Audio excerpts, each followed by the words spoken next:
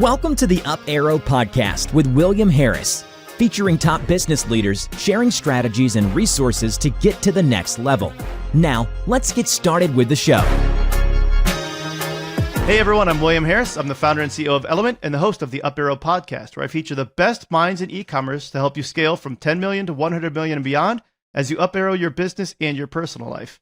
Today's guest has helped build some of the most culturally resonant brands of the past decade, not just by marketing products, but by shaping movements. Caitlin Choate is the global head of marketing at Boatsetter, the leading marketplace for on-the-water experiences.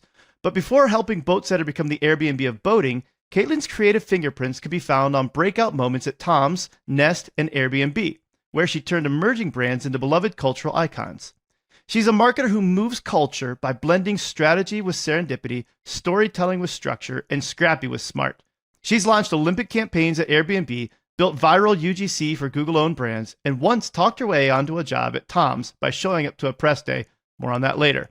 Today, we're unpacking how Caitlin builds brands that unlock identity, community, and memory, how she designs high-performance creative teams in fast-growth environments, and how she's building a marketing engine that doesn't just sell boat rentals, but sells the lifestyle of being on the water. We'll talk about storytelling, scaling, risk-taking, and the art of shipping great work before culture moves on. Caitlin, welcome to the Up Arrow Podcast. Thanks so much for having me. Should we just cut it there? I mean, that was such a great intro. We'll just end. We wrapped. Done. Perfect. All right, cut. I do want to give a quick shout out to Amanda Bonaccini over at Element Brand Group for putting us in touch. I always like to shout out to the person who put us in touch, and Amanda has been really helpful with a couple of guests now. And so, Amanda, thank you for introducing us here. They've got a pretty phenomenal team over there. Big fan of Amanda's. Yeah, that's good. The last interruption before we get to the good stuff, I do want to announce our sponsor. This episode is brought to you by Element. Element is an award-winning advertising agency optimizing e-commerce campaigns around profit. In fact, we've helped 13 of our customers get acquired, with the largest one selling for nearly $800 million and one that IPO'd. You can learn more on our website at element.com, which is spelled ELUMYNT.com. That said, on to the good stuff. Before we unpack your growth secrets, let's go back in time to your first job out of college, because it leads to an interesting story about how you ended up at Tom's. Yeah, it's always a really interesting chain of events. I mean, I don't know if I've actually ever spoken to anybody who has had such a structured career, but my story has a really fun start. And it actually kind of started in college. I went to Florida State. I grew up in Florida. I now live in Los Angeles. And I studied fashion design at Florida State simply because I wanted to do something really creative after a really intense kind of academic time in high school. Towards the end of my time there, my professor had called me into her office and she was like, so, it's time for you to go off on your internship to wrap up this program. Like, what's your dream internship? And I said, well, there's this really cool magazine in New York City. It's called Nylon. Like, there's no way I could ever get an internship at this magazine. It's like way too cool. And she goes, She jumps over to her computer. She finds the website. She looks up a phone number then and there and literally picks up the phone and calls. And I'm sitting there like mortified. I don't know why I was so embarrassed, but I was like, oh, don't call him. And it turns out the hiring manager, the woman who was running the fashion closet at the time, was also a Florida State alumni. And she was like, I would love to have another Florida State fashion student come up and be part of the team. And so simply by picking up the phone and asking, I got my dream internship. And, a few months later, packed up my really inadequate jackets in Florida and flew to New York and started this amazing internship. And it had an incredible time, living in New York for the first time and learning about magazines, and definitely some Devil Wears Prada moments where I'm like carrying Starbucks orders and a bag of clothes. And I had actually read about Tom's, the shoe company, in Nylon magazine originally. There was this really cool article. It was featuring the women behind Tom's. And it was like the coolest girls you've ever seen in Los Angeles, like sun-drenched on a sailboat. And I fell in love with the brand, but I also was like, man, it just must be the coolest job to be able to do this. I ripped out the article and I kept it. And so while I was interning at Nylon, I was doing some writing for the website. The digital editor had noticed that I wore Tom's all the time. And she was like, oh, I'm supposed to go to this press day for them. Would you like to go instead? And I was like, absolutely, I must go. And so I remember I was like, okay, I need to go to this press day. I need to meet Blake Mycoskie, the founder of Tom's, and convince him to hire me. But I need to really show up like a real editor. I was like 20 years old, right? So I like go to H&M, I buy 3 new outfits. Like I took this very, very seriously. I show up at the press day and I'm trying to play it cool. I end up interviewing him for the website, which he was really excited about because the brand was so small at the time. And then at the end of that conversation, I did what my professor had done. I just asked. I said, so how do I come work for you guys? And he was like, wait, you like know us? You know about the brand? You know really what we do? And I was like, yeah, I'm kind of like in love with what you guys are doing. And he's like, well, maybe like talk to this person, talk to that person. We'll see how it goes. He's like, do you have a background in marketing? I was like, no.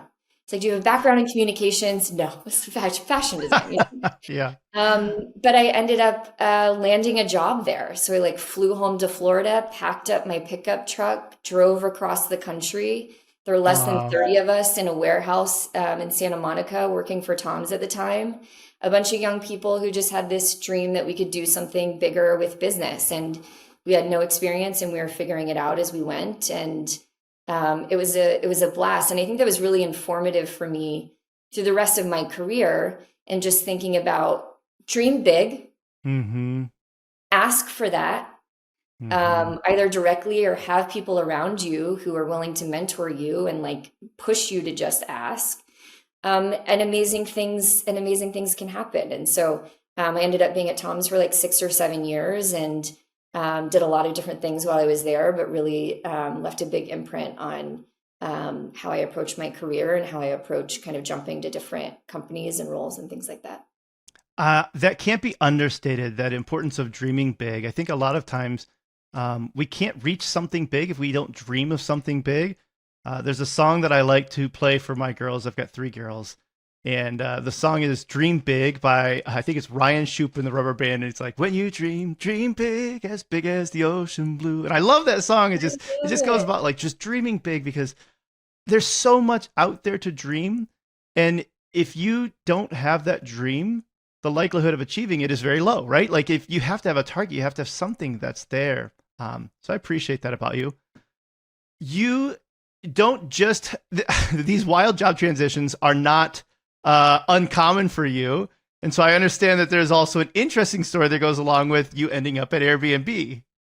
Maybe I'm manifesting this for myself and that I just can't get a job in a normal way. Like I've never just like applied for a job and then got a job. Maybe it's a good thing. But yeah, the Airbnb story was also a really interesting one with a lot of the same patterns within it. I was working at Nest at the time. I was running social media for them, the thermostat company. So, went from a fashion magazine to a shoe company to a thermostat company, a natural. That's obvious. Yeah. Of course. And so I booked a trip to South by Southwest in Austin, quite last minute, grabbed an Airbnb, just whatever was available. And the first night that I was there, I was like, I'm going to be good. I'm going to like have an early night. I'm not going to stay out too late. I know it's a marathon, not a sprint at South by. And I think the college girls who rented out their room kind of forgot that they had rented out their room, came home quite late, and I think forgot that somebody else was sleeping in their bed. Kind of like a Goldilocks moment. It kind of an interesting night where it was like, oh, what's happening? And so I emailed Airbnb the next day and I was like, hey, I don't really know what you do in this situation, but here's what happened. They immediately get in touch. They moved me to another Airbnb. I felt like I was like leaving an ex-boyfriend's house. I like grabbed all my clothes out of the closet, like packed up my stuff, didn't want to see these girls. I was like, they're probably embarrassed. I'm embarrassed. Gotta go. And so moved to a new Airbnb and it was fantastic. I was happy. They handled it so well. They handled it swiftly. Nice. The next day, I'm sitting in one of these, keynote sessions or whatever, and I get an email from Airbnb. And this was 10 years ago. I looked back at this email recently. It was 10 years ago, which is funny that they also just relaunched experiences. I feel like this was such an experience. At the time, they said, we really just want to make sure that you have an incredible time while you're here in Austin. So on Monday, we want to fly you and 2 friends in a helicopter barbecue for lunch. Wow. And I'm sitting there like, what? I put down my phone and I remember thinking, what an excessive use of marketing funds. Sure. Who approved that? Where is their marketing budget going? Awful idea. A helicopter. Like you could have just given me like $100 gift card for like lunch or something. Yeah, I'd be just right. as happy, right? Like even that would have felt like too much. And so I go and I like meet some of the Airbnb team. I take a couple of friends with me. They take like professional photographs of the thing. So I still have these photos of me on this helicopter. And I remember, like a couple weeks after that, I couldn't stop thinking about it. And Yeah. I couldn't stop telling people that story. 10 years later, I'm still telling people that story. And, I just kept thinking there's some sort of wild and crazy magic over there at Airbnb. This is in 2015. And I think I want to be part of that. And so I threw over my resume. I think it was like 3 months later or something. And I was like, I don't even know what you guys are hiring for, but I just kind of fell in love with whatever is happening over there. And they emailed me back. They're like, we actually just posted a role. We think you'd be perfect for it. Why don't you come in and have a chat about it? And then I ended up being there for 6 or 7 years. And Absolutely did wild. a lot of amazing things there. And it was funny in the kind of like class orientation. They talked about this giraffing thing that they do. They called it the surprise and delight for guests. And they were like, and one time we flew a lucky guest in a helicopter. And I was like, that was me. And they were like, you're the one, like it paid off because now you came to work here. And like, it was actually a very good use of money and all these things. It was like famous, the girl who had gone in the helicopter. But, again, it's like serendipity is not the same as luck, right? Like luck right. just happens when it happens, right? Like you can't really craft luck, but serendipity is so much something you can cultivate. It's something you can design for a little bit more, right? Like how much are you putting yourself out there? How much are you asking for help? How much are you just picking up the phone? How much are you going to those events and showing up in front of people so that you can allow for serendipity to happen? And I very much kind of live by that principle. I've never been somebody who's, these are going to be the career steps that I'm going to go down and I'm going to achieve each one of those. Sometimes it's been like, maybe I should have a little bit more of a roadmap. But for the most part, I think, being really open and being curious and being, pursuing the things that you're interested in and surrounding yourself with people you really respect allows you to cultivate more of that serendipity, and it can take you, to amazing places. And I've been lucky to have that happen. I don't know if I've ever already heard somebody say cultivate serendipity, but I like that idea. I like that expression because, to your point, you can cultivate it by doing the right things, being in the right place at the right time. You can't guarantee that something serendipitous is going to happen, but you increase your odds significantly by doing those things, by just asking for it, right? Totally. I think there's some stat, I'm going to get this totally wrong, but it's like Djokovic has like the highest number of missed shots in tennis or something. And yet, I mean, he's one of the best tennis players of all time. And it's just such a good metaphor for, we say this often, but you gotta make an attempt if you want to actually have a win. I, again, going back to my daughters, one of the ways that I tried to illustrate this to my oldest, I want to say she was maybe 8 at the time, but she was nervous about trying to do something, right, and failing. And so I crumpled up some little pieces of paper and set up a little bucket or whatever. And I said, okay, I'm going to give you 5. I'm going to have 5. I want you to go and, take a shot and see if you make it. And I think she missed the first one. And then I was like, oh man, you missed. I don't want to miss 2. I'm just not going to shoot. Right. She was like, why, Daddy? And I'm like, I don't want to miss. Right. So then I was like, all right, you go and shoot again. So she shoots again and she makes that one. And we go through this. And I think she made like 3 out of the 5. And I never shot. Right. So I was like, oh, you made it. I'm going to feel bad that you made it. I didn't miss it. So I'm not going to shoot it again. And so at the end, I said, okay, let's add up who got more points. So how many did you get? She's like, 3. And I was like, how many did I get? And it's like, 0. You never shot, Dad. And I was like, yeah, that's the whole point, is that like, yeah, you missed some, but the only way that you can make some is by taking that shot in the first place. I love that so much. I have a 6-year-old, and I mean, listen, there's one thing all parents have in common is we talk about being parents probably a lot. So apologies to anybody who doesn't have kids who's listening, who's like, yet again, some parents talking about what it's like to be a parent. But it's the most humbling experience. And it really reminds you of those very simple life lessons and putting them in very simple terms and reminding yourself that like, I'm trying to teach my kid how to do this, but am I doing this myself? Am I living by this? Am I teaching my team this? It's a humbling thing, and it's a great reminder of those kind of first principles that we want I love to that. design our lives around. Yeah. Okay. So You're now the global head of marketing at Boatsetter. For those who don't know, can you take us through a little bit about what Boatsetter is? Yes. We are the most exciting brand that you need to know this summer. We'll start there. I love it. We are the leading marketplace for boat rentals, on the water experiences, captain led trips. You can kind of think of us like an Airbnb for boats or like a Turo for boats. So we don't own any of the inventory, but we've got an amazing breadth of boats, captains, experiences on the platform that you can book pretty much anywhere. So you want to rent a pontoon boat on Lake Glenville in North Carolina and drive it yourself, you can do that.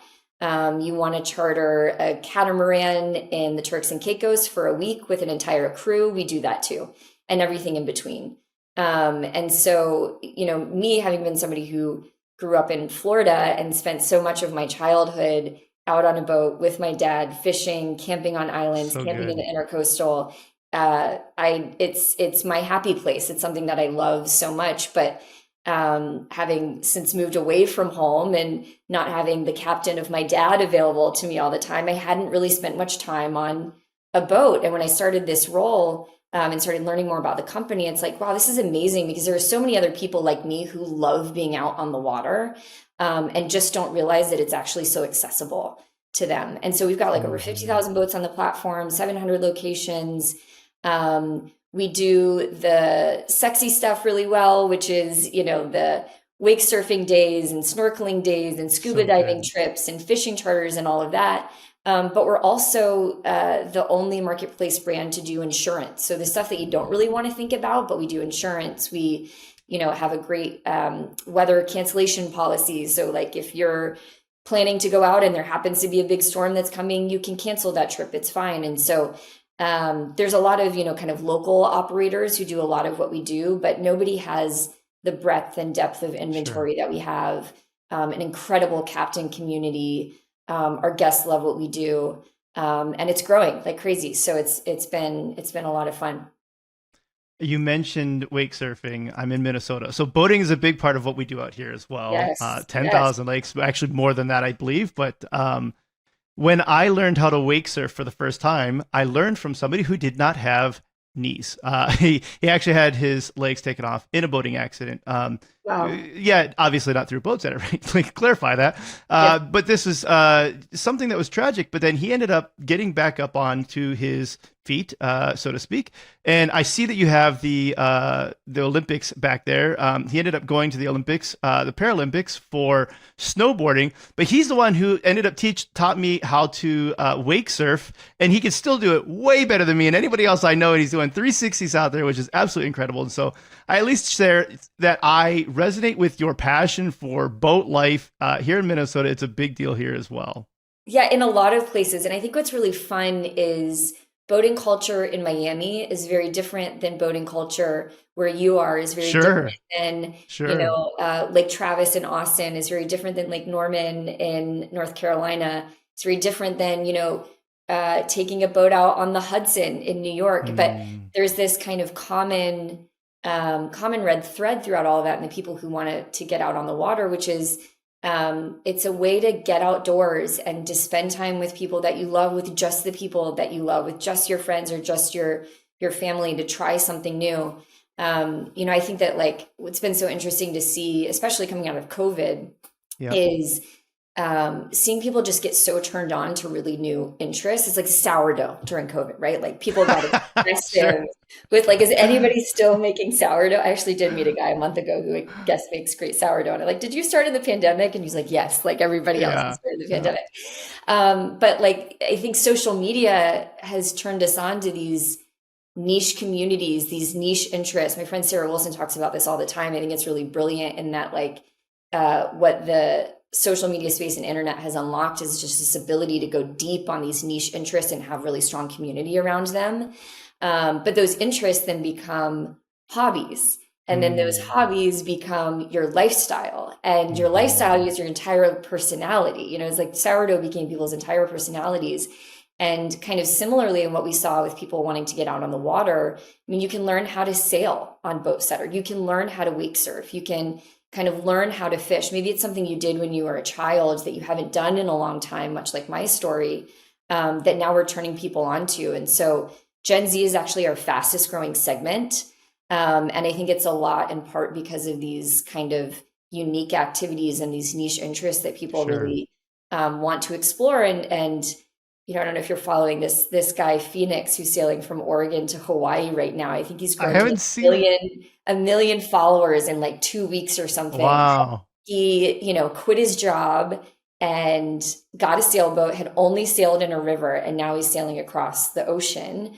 And it's like, that's the Boatsetter way of life. And more and more young people are saying, you know what, I want to go do something out in the world where I can try something new and really have to learn it deeply. And no, it's not the typical career path, but who cares? And it's like, we want to enable more of that. And it's really fun to see people doing that on the platform. I love that you called that out. That is a trend that I think that I'm seeing as well, of people getting out away from social media to do things IRL again. And it's a really good trend. I want this to continue. Let's please all do more things in real life together, getting together with other people, doing experiences. My wife and I talk about this a lot, where, it can become very easy when you're older to just say like, hey, date night is we're just going to go to get food. And that's fine. There's nothing wrong with that. But it's like, can we build some memories? Can we do something more than just going and talking about the things that we used to do? And let's start talking about the things that we're doing right now today. And so I think that this is a great way to do that. Yeah. Obviously going out on a boat, much better date night. And like probably more affordable than you realize, especially if you're going out to dinner in LA or New York or Miami. Just an extra idea for you, go-karting, also really fun. My husband and I have gone go-karting on a date before, and if there's any ounce of competitiveness in you, it's quite a lot of fun to get back out on a racetrack and try and go fast and beat each other. That's good. That's a lot of fun. We do like to compete, so that's good. We'll have to do that. So I want to talk, because you've been talking about how, interests lead to hobbies, lead to lifestyles. Yeah. How do you unlock this idea of marketing experiences versus products? Yeah, it's a great question. And it's something that was maybe one of the most motivating factors for me to kind of come to Boatsetter, because when I was looking at this brand, it's been around for 10 years. And they figured out a lot of the hard stuff like insurance, which I had mentioned earlier. Sure. There's a ton of great inventory on the platform. There's an amazing team already in place who knows this industry inside and out and knows Boatsetter inside and out. So there's a lot of things that kind of were already put into place, but so much of how the brand was positioned before was around boat rentals. That was the language, that was the positioning. That's kind of what you saw on the surface. And again, it's about what you're going to do out on the boat. It's a much more emotional purchase. It's, your son just got certified for diving, and now you want to do a trip where you're diving off of a boat for a few days, and that's a core family memory for you. Or, you want to break out of the normal routine and learn how to wake surf this summer. Why not? Or you want to go take your kids snorkeling for the first time. And so that experience positioning has been a really big one for us. And the main way that we've really showed that off to the world is visually through the photography that we do. And it's just massive shout out to our very tiny creative team. It's essentially 2 people who are producing the output of a team of 10. But Tiff, who's our art director, and she's also a photographer, and she's an editor, and she does all of these things, just came with such an amazing perspective on how we could use photography to really reposition the brand. And when I think about how we are a marketplace company, and I mentioned this a few times, the breadth and depth of what we offer is incredible. That is a benefit. That is something really unique to a marketplace business. It means we don't do photo shoots like a typical brand does. It's like, I'm not selling chapsticks. We're going to go, curate the photography for this chapstick and control that whole environment. We don't control a lot of what your boat day looks like. You're going to go out with that owner and maybe have this kind of experience. You're going to go out with this other captain and have a slightly different experience over here.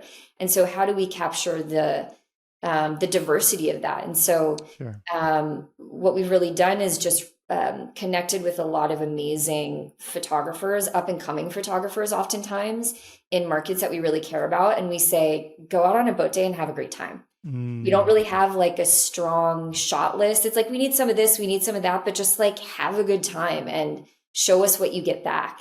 And so the photography on our homepage and our marketing assets across our social are all from real people who have had real trips. And it's best case scenario when a finger gets in the way, or there's a splash on the camera, or the shot isn't exactly positioned in the right way, because that's the reality of what we do every day. And just being out on the water, right? It's probably going to get a little messy. You know, your sandwich is going to get a little soggy. The Sure. thing is going to spill. You're going to end up with sand everywhere, you know, and salt water in your hair. And that's all the beauty of being out on the water. And so I think when you're, you know, with a consumer brand, really reflecting on what is the most genuine, authentic consumer experience that people are having with this thing, and how do we bring that out to the world, and not try and polish it anymore, just like very authentically, here's what you're going to get. Because I think that, you know, to what we were saying, you want to kind of get off of the polish and the everything of this, the digital world, and you want to get into real life, which is kind of messy and unpredictable and can be very serendipitous. And so we really try and craft that through all of our marketing, and especially visually. Authenticity is huge. And I think that one of the things we struggle with, when you think about, let's go Airbnb, renting a home, we have a lot of experience living in homes. And so most of us feel pretty comfortable with what we're supposed to do there.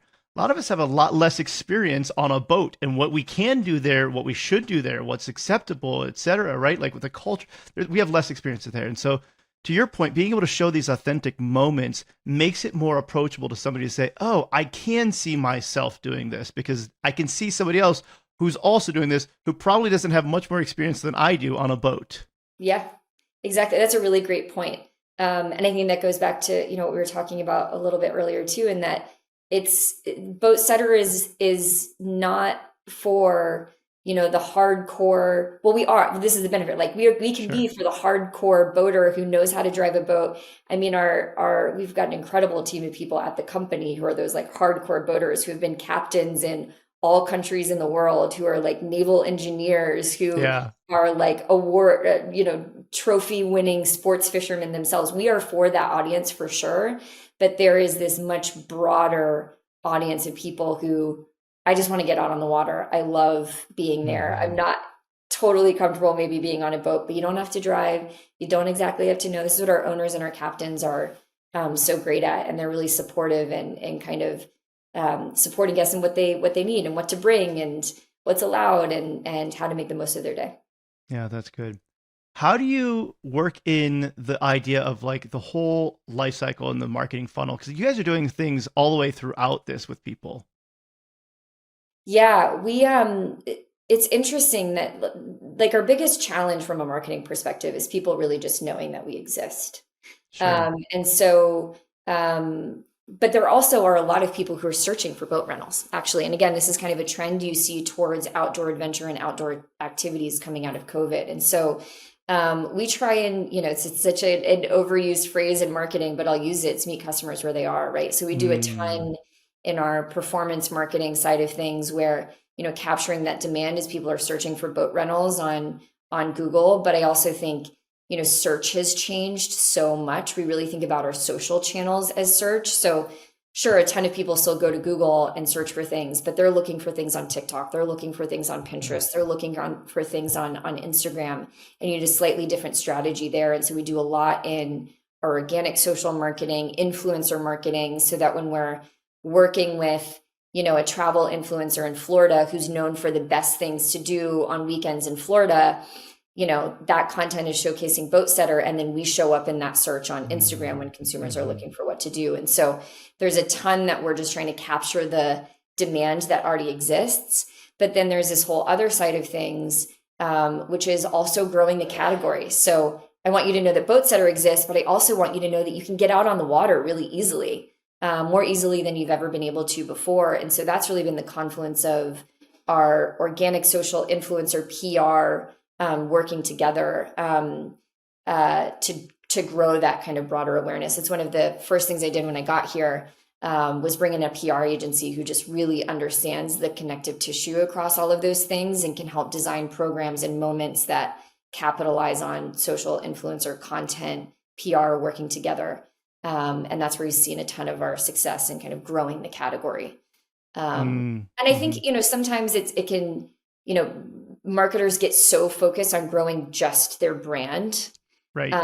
But kind of every brand that I've worked for has been completely disrupting their category or creating an entirely new category. And so you think about like, this lifts the tides for all of us. I genuinely try and not use boat puns, but that's one. It's a good one. It's a good one. It really does like lift the tides for all of us. We just want more people to get excited about spending time out on the water and realizing that's possible. And then recognizing that Boatsetter is the best way to do it. Boatsetter is the safest way to do it. Boatsetter is the most reliable way to do it. Boatsetter is the most fun way to do it. But there's also just this category growth challenge that we think quite a lot about. And I love that idea of building the category versus just building the brand. I don't know if this plays into it, but I remember you guys talked about launching a 40-page magazine kind of by accident. Like, how does that play into, let's just say, building that category versus even just building the brand? Yeah, so that's such a fun story. And again, a testament to our creative team and what they're capable of. So we last fall were thinking about just how we could get some really interesting storytelling into organic social. So, it's kind of off season at that time a little bit. Things are slowing down. Like, what are some really interesting stories that we can pull together about owners or captains or destinations that might not be top of mind for you, in November? And as we went story hunting for those moments, it kind of quickly expanded into a lot of content. Like, the original intent was, it'd be cool if we make like a digital mini zine. Digital mini zine became 40 pages of content that was so phenomenal. After we saw it all together, we were like, well, shit, now we have to print this. So then we printed an actual magazine in less than 3 months from start to finish with a team of 2 creatives, some phenomenal freelancers. Wow. I think Tiff's grandfather was one of the contributors to it. It was like a very friends and family kind of a initiative. A friend of mine, Josephine, in Hawaii, who has an amazing ice cream shop there, went out on a boat with her family. And the main objective for the thing, which has really become what we've used as our prompt for all of our marketing now, is how do we get people to fall in love with the Boatsetter way of life? And it's that, like, you flip through these pages and you hear from our owners down in San Diego who are award-winning documentary filmmakers on marine wildlife who take you out whale watching on their boat, like you and just your family. Or the captain in the Keys who has General Patton's sailboat. It's called When and If because General Patton was like, when and if I come home, I'm going to sail this around the world. He never did. Wow. But this particular captain, Seth, is planning to by 2030. And then experiences like, my friend Joe, who went out in Hawaii, who had lived there for a couple of years, but hadn't been out on a boat yet, actually. And it gave her just a totally different perspective of her local area and what it offers in this vantage point of, kind of seeing Hawaii from the shore, and just having this amazing experience. And so, that magazine is really a North Star for us in a lot of ways. And like, how do we come back around to that in a push notification? In a social post, in a PR headline, are we inspiring people to fall in love with the Boatsetter way of life? And it's just been a really great kind of anchoring point for us. And it looks awesome and it's fun to share with people. And I can't believe we made a 40-page magazine. It's so wonderful. So take me through some of the other ways that you guys are helping to the actual tactics that you're doing on how you're building up the Boatsetter brand, how you're building up this lifestyle to the point where other people want to get involved. You're building this as a category. What are the things that not just you, but other brands that are trying to do this in their categories, how can they approach this? Yeah, that's the $1 million question, right? Sure. Maybe it's the $100 million question. What are the right tactics to put in place and where do you spend your time and money? I think, first and foremost, marketing or building a business, it's a team sport, right? We have to have such a tight, close, trusting relationship with our other partners in the organization. One of which is a huge one for us is our data and analytics team. Like the number of conversations we have with our data and analytics team, the visibility we have into what's actually happening with the business and where we need to grow demand in particular markets and how we evaluate the demand that we're bringing in. What does the channel mix look like? How does our conversion rate get impacted when our channel mix changes?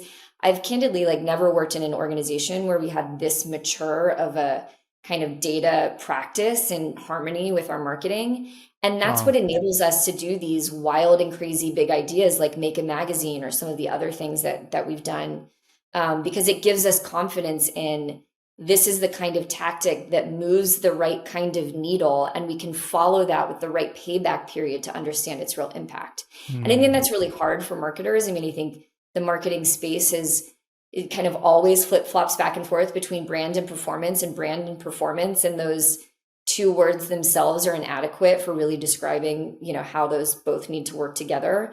Totally. But I think, deeply understanding the data and being fluent in the business side of things unlocks those amazing brand moments, and then how you complement that with performance. And so the first thing I always start with is like how's your relationship with your data team? What kind of data do you have? How much are you skeptical about the data that you have? Do you feel like you have a really strong thought partner in deeply understanding the ins and outs of the business in the way that the CEO does, so that you can Hmm. kind of stand in those shoes for a moment and then make a call around what the right marketing bets are? Because everybody's marketing mix is going to be a little bit different, right? So I think often about like percentage of our marketing budget. If some wild and crazy idea is 1% of our marketing budget, I feel pretty good if my gut Sure. instinct says we should do that thing, right? And 1% of a marketing budget for one team might be $10,000. For others, that might be $1 million. But you have to right size it to Hmm. your business and kind of the risk level of kind of where you're at. And so, with the relationship with your data team, understanding the business inside and out, I think is like a really essential place for marketers to start. Because that doesn't just lead you to more performance marketing, that leads you to confidence, to building the brand in the way that it should be built, with those two levers working best together, brand and performance. Yeah. I had a couple weeks ago, Jesse Aloof over at Tire Agent on, and the thing that he called it was brand performance. And I hadn't heard that term before, and I liked that term. It's like brand and performance together, working together. I got to ask though, what do you think is the estimated payback period for flying on a helicopter? I don't know. I spent a lot of money in Airbnbs over the past 10 years. So I think they more than made their money There you back. go. More That's than made good. their money back. Something else you told me that I really appreciated was this idea of like, how does PR, influencer, and earned media actually work together at this stage, and what makes this integration hard? And you talked about how, they aren't separate; they do have to work together as one integrated storytelling engine. Tell me a little bit more about how those three work together. Yeah, our PR team is a pure extension of our team. And that's first and foremost is that the more that they feel invested in our business, close to our business, understand what we care about, that's going to allow them to move as fluidly with us as we need them to keep up with the pace of things. And that's not true just for this kind of tactic. I think really great agency relationships should be those in which that team feels inspired, motivated, excited, compelled, like deeply integrated with Totally your agree. team. And I actually think it's one of the things that remote work makes easier, right? Like in a physical office environment, you had a bit more of that divide. Maybe your agency teams would come in once a quarter or once a month. Now it's like we can be on Slack together, or we can be in Zoom calls That's a together. And good that's point. part of the practice. I think, maybe that's one of the things I'd attribute to some really strong agency relationships.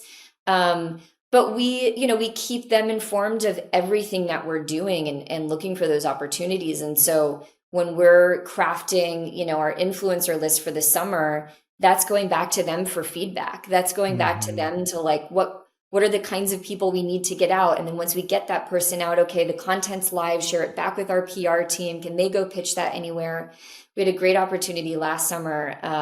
Jessica Biel went out on a boat in the Hamptons. It actually came together as these things do, really quick. It just turned out she needed to get out in the water. We could do it. We had an amazing boat. Nice. Got her out there. She had a great time. She posted on social about it, which was phenomenal. And we weren't expecting that. But that became something that's a proof point for the brand in earned media. Hmm. And so, how do we ensure that we have the right relationships, that we're top of mind when the right people need to get out on the water? We can do that really quickly, and all of the right people know it's happening, and then leverage that as an asset thereafter. And so there's just so much in the trust and finding the right partner, and really making sure that the routines and the practices you have allow you to move that quickly on things. Yeah. That's part of the success. I love that you talked about like bringing the communication together. I think that's an important piece of this, where it's like, whether it's Slack or whatever, but they don't feel like disconnected teams anymore. I think that's a big part of it. And then you've talked about data just a little bit ago too. And I think that that's a big thing that we've noticed, at least at Element. One of the ways that we found for us to be the most successful for our brand is, if your goal is not top line revenue, if it's EBITDA, we need to know what your P&Ls are. We can't optimize towards something that we don't have access to, or at least something that's analogous to it. And so to your point, I'd say having that communication of the right things being communicated to the right teams and having all those teams on the same page, that makes a big difference between whether or not you can work as one orchestrated team or not. 100%. I think something that I think about quite a lot, and is maybe the most important piece of advice, I would say, for anybody, agency, internal, senior, junior person on the team, is context. When people have context, there is trust, you can move faster. So it's not about, me as a leader coming in and telling my team what to do. It's, here's the context of how I'm thinking about this thing. So then you are therefore empowered to arrive at the same conclusion that maybe I would. With an agency team, context. With your own team, context. When you're trying to manage up, context. Like, rather than just telling people your perspective or what to do, really helping them understand how you're seeing things from your perspective, and giving them that context is just a huge communication skill that I think is kind of can be really transformative. Yeah. You're in a niche that allows for some much more interesting content. I think that there's, if you're selling, computer cables, I think there's only so much you can do creatively with that, but you're in a spot where you can do some. So what are some just wild experiments that you've either tried or that you've wanted to try and you're willing to talk about? Yeah, my team, if they were listening to this, would roll their eyes. They'd be like, "Let me give you That's a good one. Let me give you the laundry list of crazy ideas that Caitlin at 10 p.m. sent over on a Slack. Like, what is this thing?" I think I like messaged somebody on our team the other day. I was like, "Grab the handle Lost at Sea. I'll tell you later." And she was like, "What's happening?" And maybe more to come on that. Okay. But it's not available. But if you have it, we want it. Let's talk. But the magazine was certainly one of those just kind of bigger bets, and we have a way too small of a team. We don't have nearly enough time. We have a really small budget. Who are we to believe that we could actually pull this off? And we pulled it off. Last summer, we did a whole week of $1 yachts. So, we think very much about, like, we can put our marketing budgets into traditional advertising. We could also put our marketing budgets into just getting people out on the water. So Let's do a whole week of $1 yachts and kind of drop them, and promote it through our push channels or through our social channels and just get people out on the water more easily. So that was really fun. We've done this tactic a few times where we call it our collection series, where we kind of work with our owners to just design really incredible special boat days. Our summer collection had like an oyster tasting out on a catamaran here in LA, and a private concert on a floating saloon in Austin. So cool. And some other things. And those were each $100. Wow. And so just dreaming up like what is possible on the platform has not only been awesome for our guests, but our owners get stoked about this stuff. Like, our owners are like, what if we did this? And what if we did that? And then I saw in the summer collection last year, you did this. And so it's helping them dream up what's possible on their boat, both for these campaigns, but also just every day, right? Like, you can do an oyster tasting on a yacht, actually anywhere, any time of year, on any kind of boat. And so it's inspiring our owners to really think in that experience first way. And then there's this one obnoxious idea that we haven't done yet, but I have brought up quite a lot. So maybe you can tell me if it's a good one, William. I really want like sandcastle artist replicas of 100 boats that are on Boatsetter down south, with like QR codes where you can actually like scan the code and book the boat. But again, you just showcase all of the cool boats that are on the platform. And the sandcastle artists are like amazing. Like what Yeah. a cool job to have, and what a neat thing. So I don't know, maybe some sandcastle art will come down the I pipeline about Boatsetter I at some love the point. idea. You're asking someone who gets very easily excited about everything, so I'm maybe not the best judge of that. But I think that's a really fun idea. I like seeing when somebody does something like that, where it's like, I don't know that I've seen anybody do any like massive sandcastle art activation like that, and so I think that would be really fun. Right? Or just more GoPros on dogs doing yacht tours. That's the other one. Where I'm Ooh, like, I want a tour of the yacht, but I want it from the perspective of a really adorable little collie who's just running around trying to figure out where the treats are.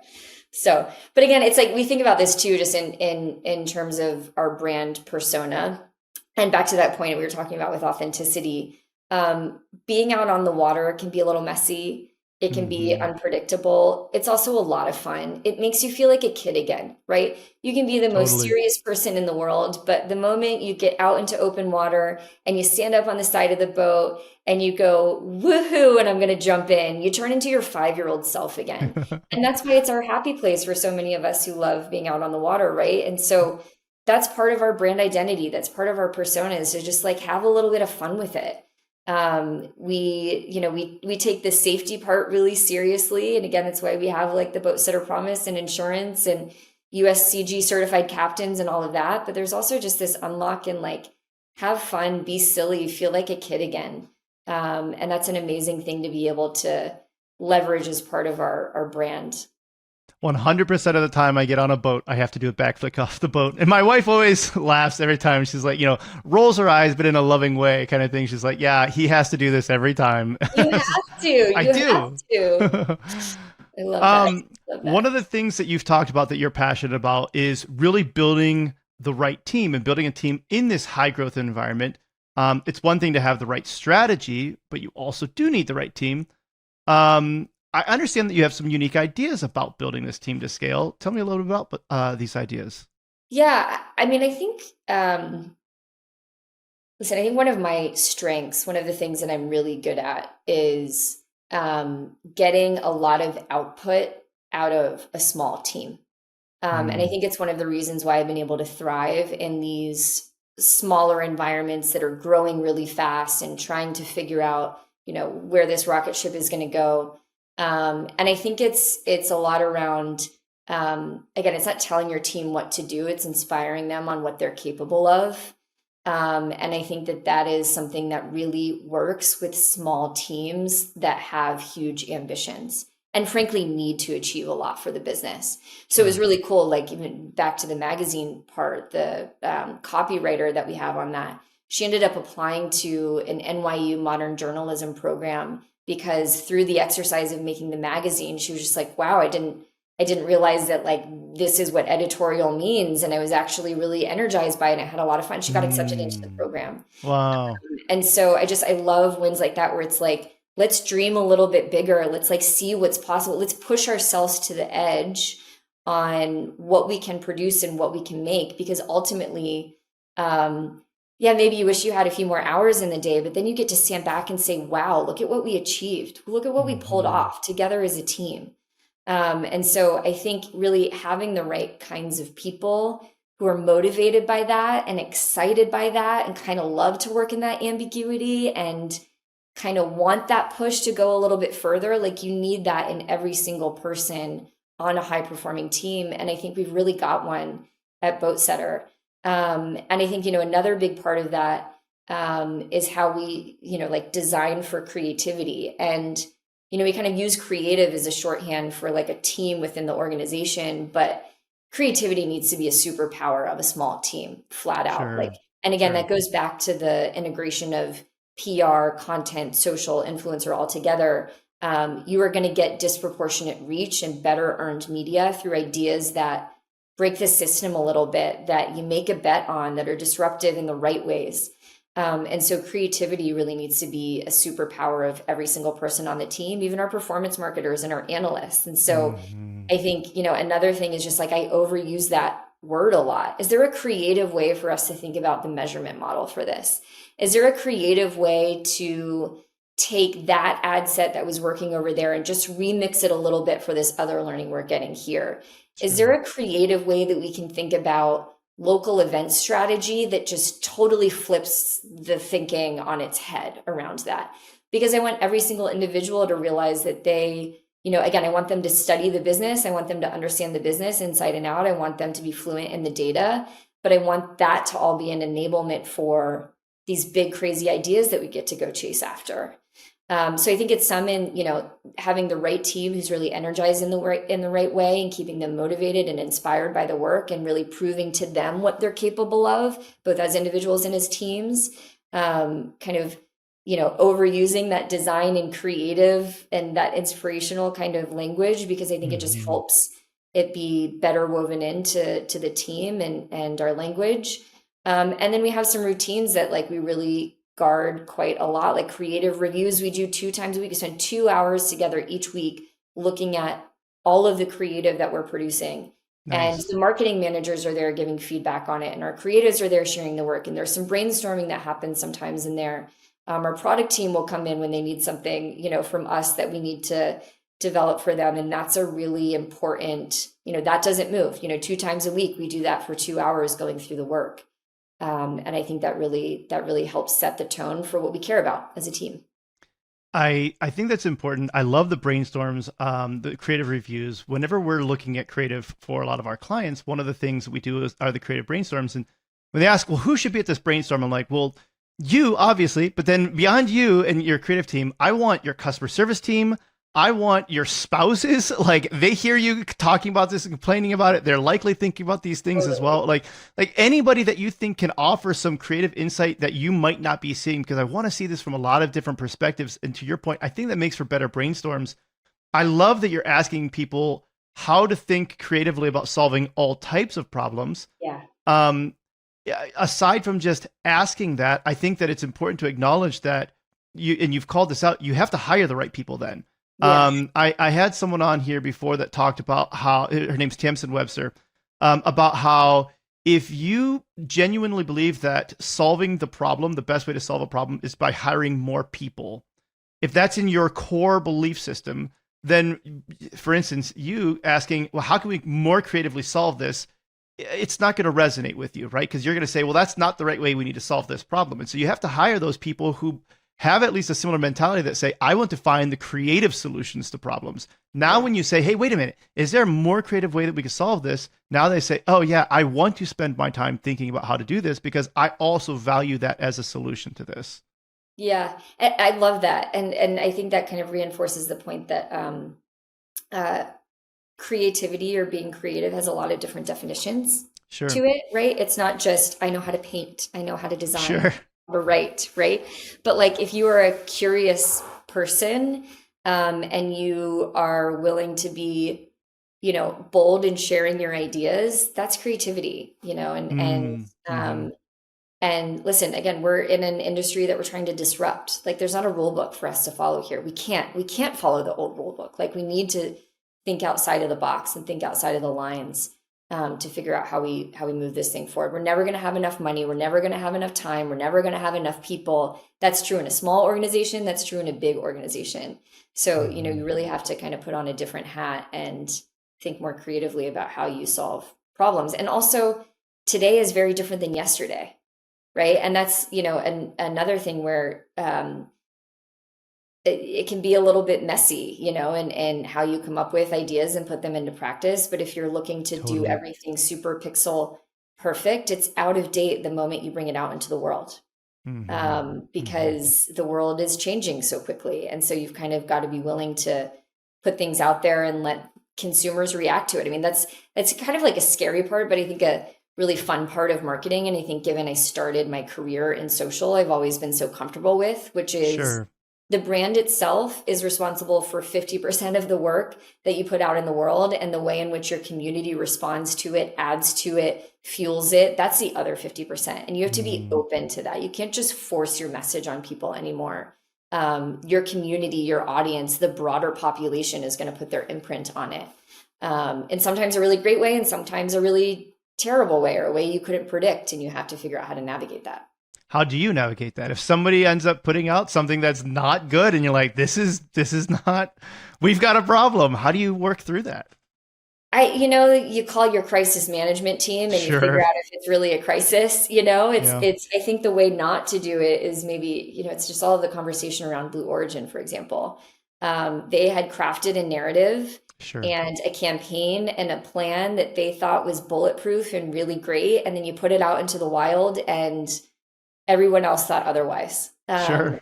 And so, one path is you just stay quiet on that, which is, kind of, I think, very much what they did. But then, it's funny, the HBO Max rebrand that just came out yet again. So, it Yet was again. HBO and then it was Yeah. Max and now it's back to being HBO Max.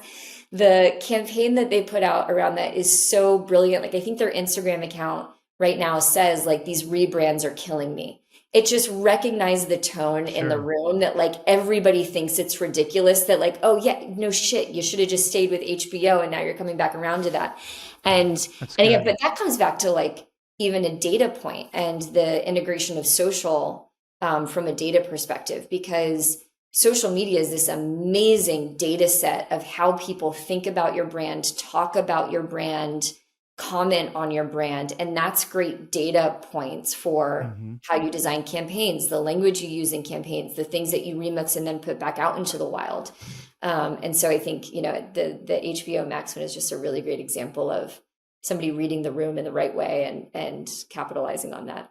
Yeah, that's good. Acknowledge it, right? And to your point, find out if it's actually even a crisis, because it might only be a crisis for the CEO who just doesn't like it. But the reality is the consumers might love it, and this is a good thing. 100%. Very well Um, said. how do you protect creative thinking in a performance-driven environment? Because a lot of us are still coming from a very performance-driven environment where it has to produce. Yeah. Yeah, but see, that's where it comes back to, like, brand has to produce too. Sure, Performance has to produce. It all sure. does. I think there really is something to, buy-in. It's one of the reasons I was also really excited to come to Boatsetter is we have a CEO Sure. who has buy-in on brand. I have a lot of friends who are working in brand roles with leadership teams or a board who doesn't understand it.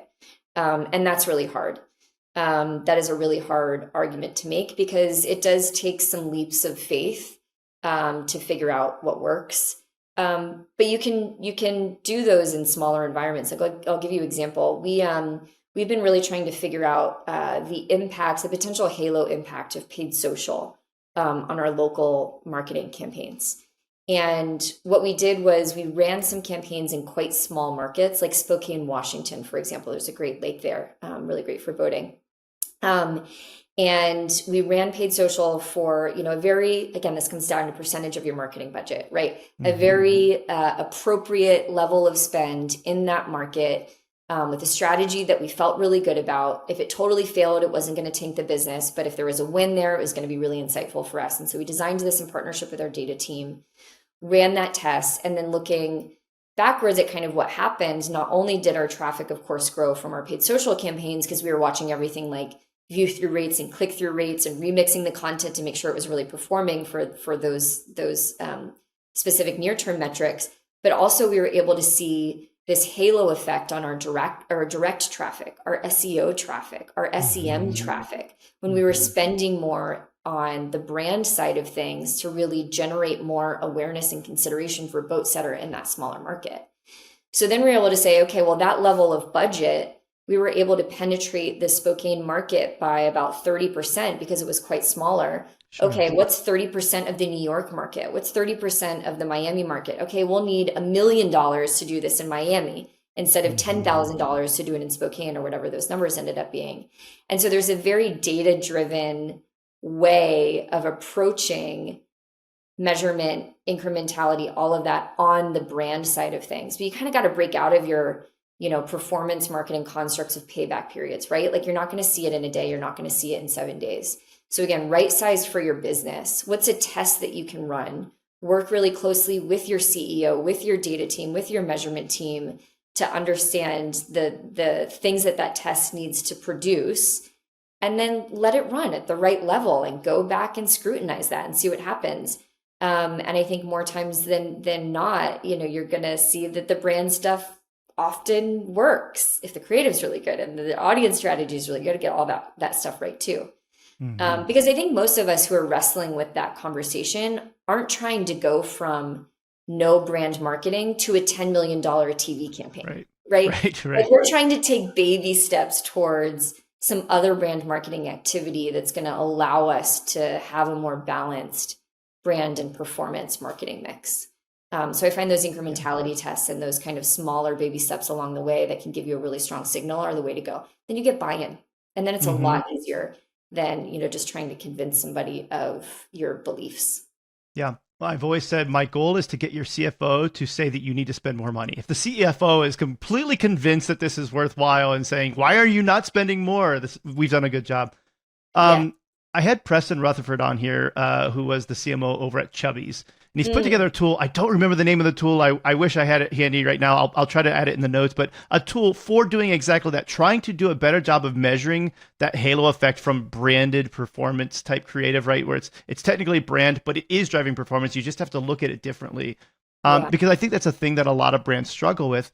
One of the ways that we try to approach it, which can be slightly disruptive, but it is very concrete, like you said, from an incrementality standpoint, is just a geo holdout. It is, to your point, it's like, let's run this in Spokane. Let's actually see what happens. It is still the gold standard. It is still one of the ones that we like to do, but it can be a little bit disruptive to some brands if you're, already in 99% of the market and you're going to hold out 20% of the market. That's tough. Totally. And I think another thing, it just to remind people of this, almost comes back like full circle to the beginning of this, and just ask is, I find marketers, maybe this is true in other functions as well, but I've only ever worked in marketing, but marketers are so willing to help each other out. And this is where things like LinkedIn and social and all of that is so great. And like, build your network of other marketers. The number of, other friends and other marketers that I call, how are you guys handling this? Or are you seeing the same thing in similar industries and other industries, people who are CMOs, people who are junior marketers, like leverage your network and just ask, because again, it's like things are moving so fast and changing, and the technology is changing and the measurement models are changing. And if you feel like you don't necessarily have that like really phenomenal knowledge internally, there's a whole community of people out there who like love talking about this stuff. Even like listening to podcasts like this is a great way to, kind of build that community as well and get that insight. But people are so willing to have a conversation around this and help each other figure it out, which I also really appreciate. So like reach out, ask people who you think are doing amazing things and seem to be getting it right. Like drop them a line. We love to sound smart, and more often than not, if you ask somebody, they will love the opportunity to tell you what they think, right? Yeah, exactly. How do you keep your team motivated and aligned with the bigger why? Because you guys have a big why, but how do you keep them motivated with that? Yeah, it has to be authentic in what we're trying to do, right? And get people to fall in love with the Boatsetter way of life, being our very authentic North Star, I think helps quite a lot.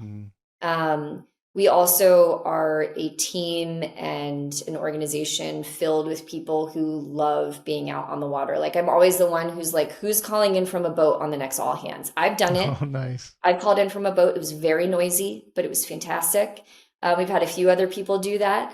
So I think it's just like that ever-present reminder that we should be having fun while we're doing this thing. Like our social media manager is often out on a boat with other influencers, getting content or building relationships. Our art director often out there working with photographers. Our team is out on the water quite a bit. And I think realizing that like, yeah, this is why we're doing what we're doing and we need to get more people out. And I forgot I was a little bit nervous about this kind of thing because I had never done it before. And that can help us do our job better or speak to future partners better. I remember Tiff and I went out in Fort Lauderdale probably like a year ago, and she was also shooting some content and I think got a little like seasick. And it's like, oh yeah, now we will have more empathy for the photographers we reach out to, telling them like, maybe take some Dramamine before you go. And so it's like ultimately like living the lifestyle helps us do our job better and reminds us how much we actually love the thing. So, I think I've pretty much always worked in environments. I've been really lucky to work in environments where these companies are filled with people who truly deeply love the product and use it inside and out. I mean, when I was at Airbnb, it was every day you'd have people coming and going with a suitcase. Where are you headed off to? Where are you coming back from? Who's the host that you just met? Even at Nest, like everybody nerded out on technology and energy and what we could do to grow that community. And so yeah, I think it's a lot about really loving what you do and hiring a team that truly loves what you do. Again, it's about not telling a team what to do, but inspiring them on what they're capable of achieving. And context, because I want everybody on the team to feel like they have what they need to be able to make the right decisions, and that I trust them as adults to make phenomenal decisions, better decisions than I would make. I'm not running that function. And so that context always helps. Context, and like you said, that trust to make that decision is huge, because there's so much that you can unlock by allowing the rest of the team to be able to make those decisions. Yeah. Let's go off on a little tangent. You hinted at this before, but what is your take on done is better than perfect? Oh yeah. I mean, listen, it's just not the way that the world works, and I think this is also a bit of my, my career being born from social media, not from traditional advertising, right? Like I didn't start my career in a place where you work on a brief for a year, you hire a team of 200 people to go shoot a 30-second commercial, and everything has to be perfect from the set design to the colors to the lighting. I came from a world where I had an iPhone and myself, and you made a thing that became, marketing for the brand. And we had built an audience of over 5 million people for Tom's on that approach alone. Us just kind of figuring it out as we went. And so, I think there's, it's almost like increasingly it's important to have, it's more important to have that bigger picture North Star aligned across the team, because that's not going to be delivered in one ad where we created everything, or one campaign. That's going to be delivered through a gazillion different fragments of things that some will live for 30 seconds, some will live for 24 hours in an Instagram story, some will live on a feed but nobody scrolls down that far, some will live on our homepage for a moment. And so it's all of these just flashes of what you're ultimately building. And I think the benefit of that is it has created more authentic, more human like brands. Like we aren't perfect. And as long as the brand is consistent and we're trying new things and we're evolving, I think that's a good thing. And so, yes, we have 2 hours of creative review every week where we're looking through every word and every photo and trying to adjust. But at the end of the day, how long is that thing going to actually live? And, we're not going to go spend $1 million shooting the exact right photo. That one that's a little blurry and a little messy is actually much more authentic, and run with that. And so it's a constant balance. I think one of the things that's interesting that you brought up, this idea of authenticity, of just having a phone and doing the thing right then and there, is it allows you to not overthink things outside of the perspective of the person who's actually going to be using this, right? So it's like if you're saying, hey, I'm actually going to put this camera on a dog and take them through the yacht, that is to a point, that's a perspective of like the users who are going to be here, and they're saying, I've got a dog and I want to see like what this perspective is. It's a very good thing.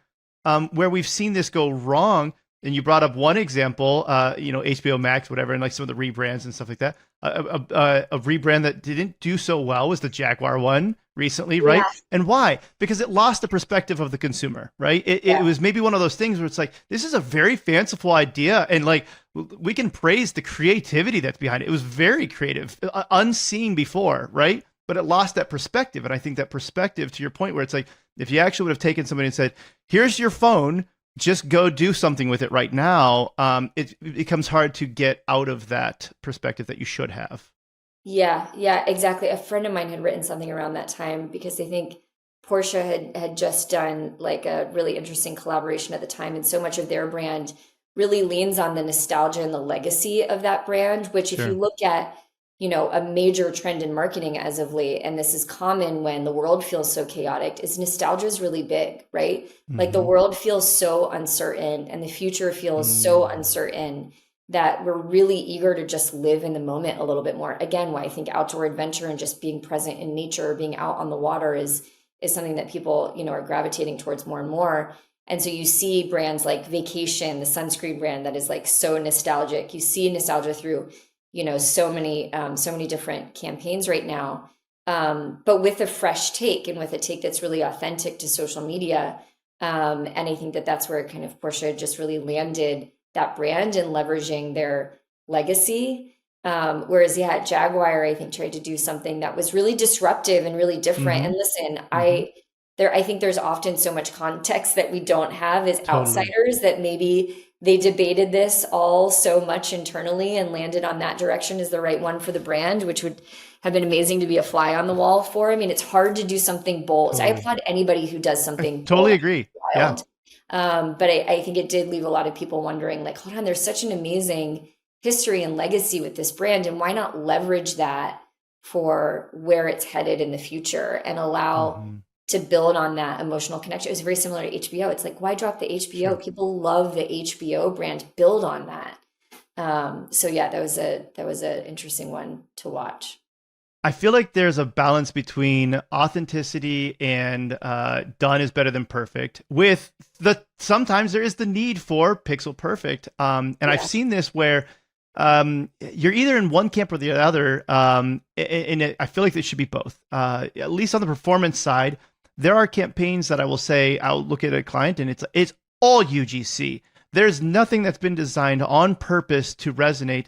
And when you look at the performance of UGC compared to, let's say, crappy designed stuff, UGC outperforms. But when you look at UGC compared to something that was done very, very well, and some of the examples that I love would be like the Dollar Shave ad when that one came out, right? Or the Poopery one, or like there's some ads that have just been sensational ads, much more viral than UGC, but they were done on purpose. They were high production and they outperformed. So there is a time when Pixel Perfect is worth it. When do we need to move? Do you agree to it? It sounds like you do, but like, if you do, like, when should we be looking at Pixel Perfect and how should that look?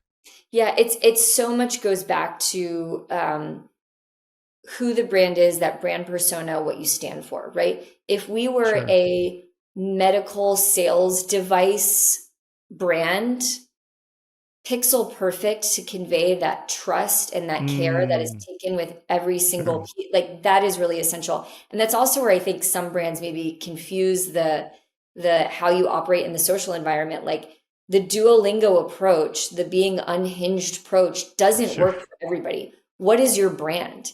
And what have you chosen about your brand persona that truly reflects what you do and what consumers need to know about you and feel about you in order to purchase with you?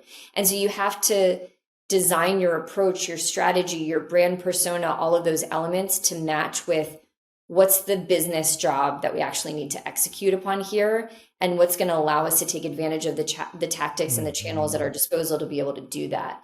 And so don't jump on the trend bandwagon of everybody's being unhinged. Let's go be unhinged. Like if Cedars-Sinai, my hospital in LA, started like being really unhinged, I'd be like, I don't know if I should go to that hospital anymore. Right. But like a really fun app that's gamified that, I want to have fun with and learning Spanish with my 6-year-old, like it works for that brand. And so I think, marketers and brand builders need to stay focused on who are we and why, and what is that going to help consumers know and feel about us so that they ultimately purchase with us at the end of the day and spend money with us, and stay, laser focused on that. Yes, understand the environment that you're putting your marketing work out into. But also, it may be that, a TikTok account isn't right for your brand because that's not the style of marketing you need to be doing. And that's not where the audience is who's going to ultimately be purchasing you. Yeah. Thinking about the audience is important. Knowing when it's the right time to do your best, right? Like those are things that we should be aware of. I want to dig into the human behind the strategy here, who is Caitlin Choate. Tell me a little bit about your childhood and how that's helped to shape you. Oh man, so much of it. And it's so different in a lot of ways than things today, but in some ways so similar. Sure. I grew up in Florida, small town on the East Coast on the intercoastal. My dad's a dock builder and a fisherman. And oftentimes when we go back to Florida to visit, the big activity is we're going to go out in the boat and we're going to pull the crab traps, which is a very messy Very cool. thing to do. Which I think he's kind of pulled my husband into more of the manual labor on that. I just get to kind of watch. But we, I spent my entire childhood, out on, his boat that he was restoring at the time, or he once built a houseboat off of an old barge. We got it caught out in a storm once, and I don't think he properly thought about like how it stayed balanced, and the thing almost tipped over, and that was a terrifying, terrifying moment in my childhood. But I think I just constantly saw my dad always on the go, always working on a project. Again, he wasn't the one who was doing it perfectly. You talk about things that translate into like how I think about marketing or how I even approach my job. It's not about doing something perfect.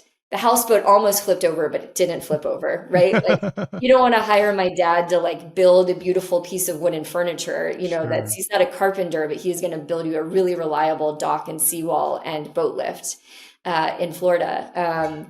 And so, that was so formative for me in my childhood, just kind of going around with him to job sites or being out on the boat with him, and kind of being fearless in that way of like, I want to go do this thing and I'm going to figure it out. And we're going to do it in the all of the weather and unpredictable nature of Florida, which was a lot of fun and a way to kind of grow up. Yeah. Sounds like you learned a lot from your dad. And you like learning. I understand you're a student again. What are you studying now? Oh my gosh. Again, my friends would call me so obnoxious for continuing to talk about this in every place. As long as it's not CrossFit, you're okay. You just can't keep talking about CrossFit. Right? So can you tell I've been doing CrossFit lately? I've been getting really small and doing burpees. No, I would never. Tennis. I've picked up tennis. I'm one of the racket sports folks. Picked it up towards the end of last summer. And for me, I think the thing that I realized is like kind of getting out there 3 or 4 times a week, taking a ton of lessons, was that it just really helped me feel like a student again. Yeah. Terrible tennis player to start, right? But and I was not the expert out there, and I really had to listen to my coach or listen to my friends and really have to study again. And I just kind of fell in love with not only the sport and being out there and having something fun and unique to do with my friends, but also just this feeling of being a student again. And so it's one of my favorite things. It's if I've got a stressful week and we've got a board meeting, or there's a lot that we need to get done, or a challenging strategy we need to think through. It's fun to be at a place in my career where I can draw on all of that, and I have a lot of answers and advice and context to share with people. It's fantastic. But then to totally switch gears and get out on a tennis court and be like, I have no idea what I'm doing and I'm purely a student, and I'm starting from the bottom. I think it does phenomenal things for your headspace, Totally agree. And for how you approach life. And I think, there should always be something present in your life that you are fully a student for. At every stage of life. And so that's been a really, really fun one to pick up. You talked about hobbies and how hobbies lead to, lifestyles and stuff.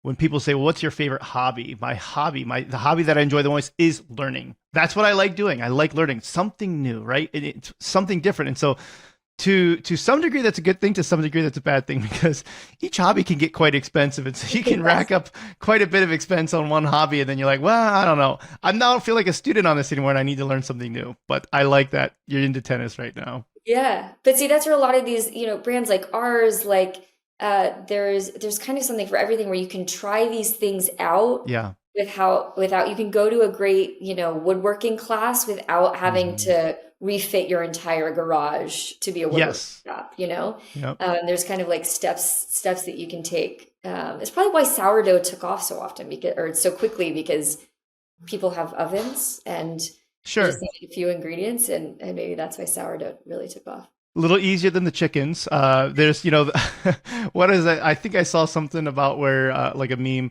where it's like, husbands, as soon as you get a chicken coop, just know that like sourdough is around the corner kind of thing. It's like one led to the other. And we do have chickens. We did try the sourdough. We were not very good at sourdough. We like to cook. We like to bake. We're just, we didn't master the sourdough thing. It died a lot. But So what are you learning about now, William, that's got you kind of fully locked in? Yeah, I would say the thing that I'm the most excited about right now is physics, specifically the physics of Physics? light. Yeah, the physics of light. Wow. There's so much about light, and I won't go too far down that rabbit hole.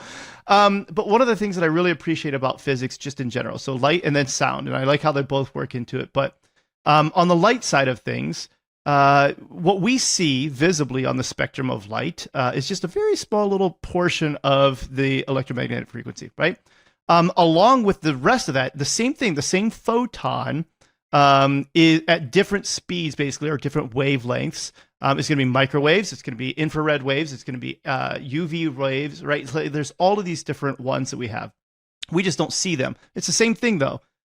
And what's interesting is we are able to use some of that light to see through our bodies, to see bones as X-rays.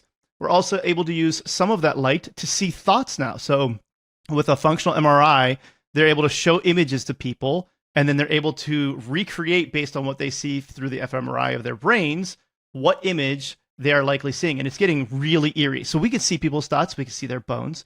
And I keep going back to the interesting. So the other thing that I really like is I'm a Christian. And so I really like to read the Bible. And what's interesting is God said, he said, I am light, right? Okay, that's interesting. So if you believe that God created light, and you also believe that he then would know all the properties of light, and he says that he knows you, he knows your thoughts, and you think, okay, this actually makes scientific sense too. This is a very interesting thing. So I like blending physics with Christianity. This is my thing that I'm the most into right now. Interesting. Do you know what? I think maybe this can be counterintuitive for some people, but it kind of goes on a similar path where like I've gone down quite a like astrophysics and kind of space path. And if you get overwhelmed with where you are in life, or you feel like you have too much on your shoulders, you just don't know quite what to do, like read about space. Like it will just remind you how small we really are and how much we do not know. We don't know really anything at all. And we are so small, and we are here for such a short amount of time. And it just really helps you put into perspective everything that we're doing. So totally agree. But I do like believing that we are the one and only. You are the one and only Caitlin Choate. So I'm against the many worlds interpretation of quantum mechanics. And so I wrote a very long paper about this idea of like how I believe there's just one world, and all of them kind of culminate in this. And it's taken from something that Feynman talks about with light. And so what's interesting is light takes all the possible paths, but it basically like ends up just taking the one path and saying this is the most efficient path. But it does take all the paths. I believe that history does the same thing, that all of the possible things get there, but then they end up being just one. And there's just one Caitlin Choate. There's just one William Harris. Well, there's actually a lot of William Harrises in the world, but there's just one me, William Harris. Yeah. And I like to think that there's some significance to who you are and to who I am. And so I should do the best that I can with this life that I have. I should make sure that I take the time for the person who I see who is begging for food. I should give them some money, because this is the one and only them that I think exists as well. So I like this. It's, here are all of the really tactical ways to grow your business and work closely with data and your CEO to unlock brand and performance marketing, but also live your life. Have a great time. Remember that you're a one of one. And maybe there's a spin-off podcast for you there, William. I can hear how fired up you get about this topic. I think there might be another podcast idea there. I do. Yeah. So I want to ask too, if we were working in an office with you, what would I learn about you that's not obvious on a video call like this? Oh, well, one of the things that's definitely not obvious because it's recorded, I have to sit still. Sure. And it's funny, it's been a while. It's been like 4 or 5 years since I've worked in an actual office space, but I could never sit still in an office. I was kind of infamous for never actually sitting at my desk.